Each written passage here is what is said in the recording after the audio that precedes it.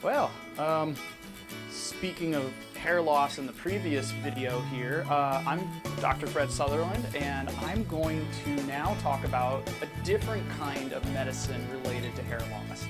This one is a Glover's Imperial Mange medicine.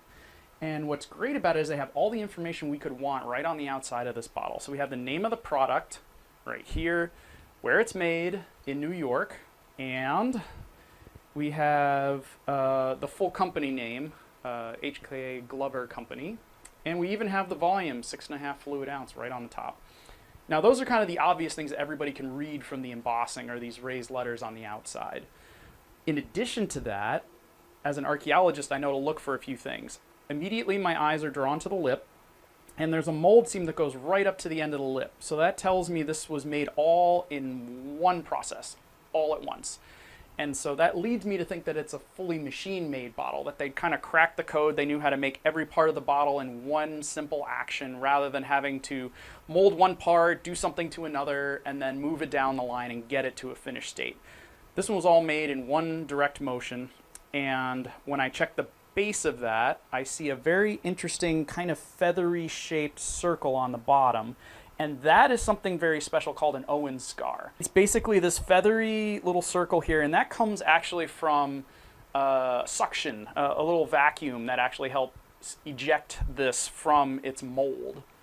And that's what leaves this little scar, what they call it, an Owen suction scar. And that's a very typical thing from the early 20th century right through almost to the present. You'll still see some types of markings on the base from automatic bottling machines that are descended from the Owens machine.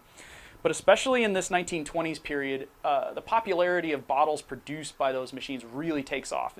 They start being able to produce orders of magnitude more than the previous generation of bottles that were either made partially by hand or fully by hand.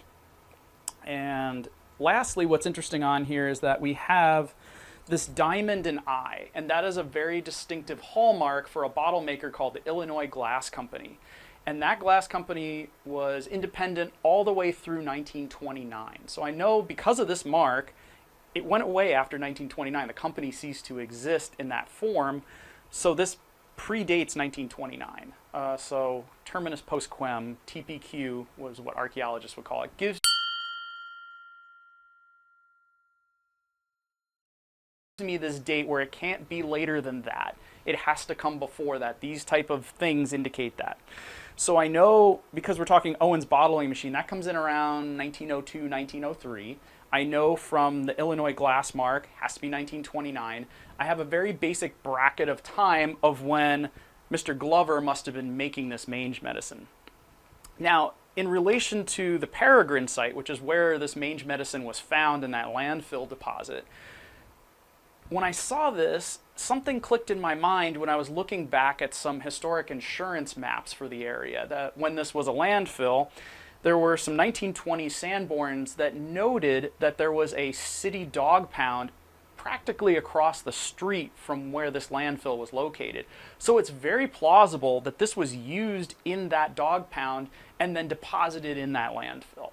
So it just tells a little extra piece of the story of how this neighborhood kind of worked and how things went along. We found other pieces that may have come from other things around the neighborhood, restaurants, maybe other institutions like hospitals or other service agencies and things like that. Found a lot of utilitarian ceramics that would tell you about everyday life, either in homes or in these more institutional type settings. And this was just an interesting one, I thought. Told me something about a unique place. I wouldn't have thought about a dog pound producing a certain signature deposit or a signature item, but this made a lot of sense when we found it. And I thought it told a pretty good story. Plus it tells us a lot about what we can know about historic and modern bottles. So thanks again for listening, and I hope you follow us on all of our social media. Join us on Patreon if you like our content, and I hope to see you again soon. Thanks.